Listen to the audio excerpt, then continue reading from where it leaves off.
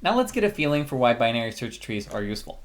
So what I'd like you to do is give me a sequence of rotation operations, that is one or more rotations, that takes this spindly tree and makes it bushy. So whatever you want to do.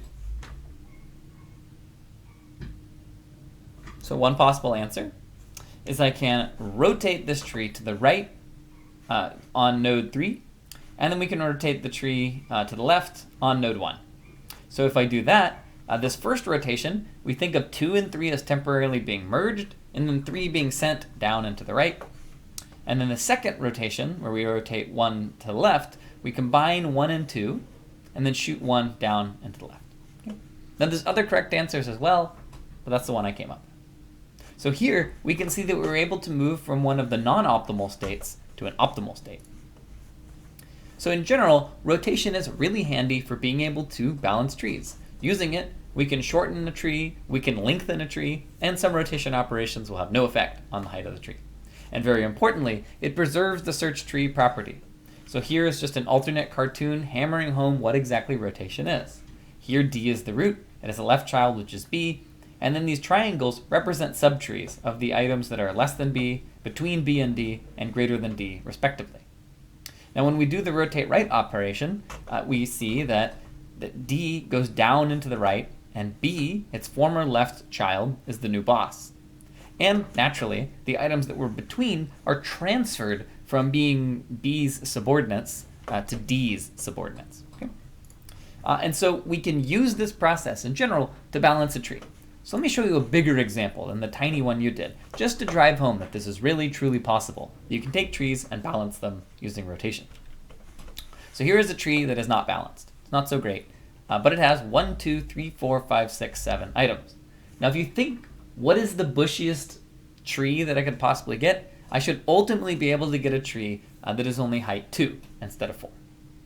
So to do this, I'm going to perform a sequence of rotation operations that seem intuitively correct to me, but it would be hard for you to probably balance this on your own at this point, since you just learned what rotation is. So I'm going to pick arbitrarily, it seems, that I want to rotate 9 to the left. And you'll see the result of this in a moment, why it seems to make sense. So this is a totally arbitrary choice that should not seem natural to you at all. So when I rotate 9 to the left, this 9 and this 13, they interact. You can think of them as temporarily merging, and then 9 gets sent down and to the left. And so the end result is my tree is a little shorter, which is pretty nice. Now how would I know to do that? Well, I just saw it intuitively. We're going to be describing ways to pick the right tree rotations later in this lecture. Okay, so next I might pick that I want to rotate 6 to the left. So here, the rough intuition is that the left side is a little less weighty than the right side. That's just kind of a vague intuitive answer or reason why I picked this. And so when I rotate 6 to the left, that means that 6 is going to go down and to the left. And that means further that it's going to temporarily merge with its right child.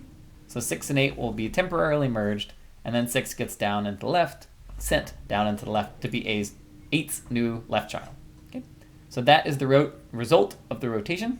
And if that's not totally clear, maybe pause the video and try it yourself and say, okay, I get it now. All right, next I might rotate 1 to the left. And when I do this, 1 and 4 will be temporarily merged, and 1 will go down and be sent to the left. Now I should note here, you might ask yourself, what would it mean to do rotate right in this circumstance? The answer is it's undefined. There is no meaning to saying rotate 1 to the right, because that would mean that we're going to make the left child the new boss, which wouldn't make sense. We can't have a null sitting in the middle of the tree.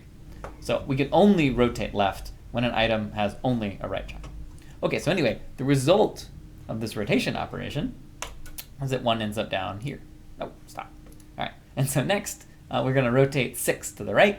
And in this case, the reason I'm doing this is, well, it's the last step in my balancing operation, and it kind of mirrors just a little bit the problem you had before, right? So notice this shape became this straight line shape, and now if I rotate 6 to the right, what'll happen is 4 and 6 will be temporarily merged, and 6 gets sent down into the right. So I don't expect you to be able to see this tree and recognize these are the rotation operations I need. However, I do think at this point you should understand how each of the rotations worked and how ultimately we ended up with a nice balanced tree. All right. Now, what we don't have at this point is any kind of algorithm for specifically deciding which rotations to do. Like, we just saw that it's possible, but we don't have a specific algorithm.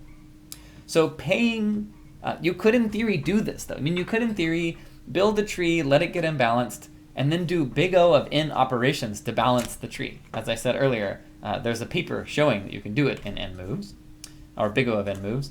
But it's not ideal to let the tree get ugly and then fix all your problems later by doing a bunch of rotations, as we saw in the example.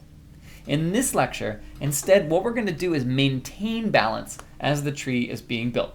It's the difference between preventative maintenance and waiting for your car to break down and then fixing it. So we're going to make sure that our tree is humming along, being balanced as we go, and it will be an ultimately better approach. But before we can get there, we have to talk about something else completely different.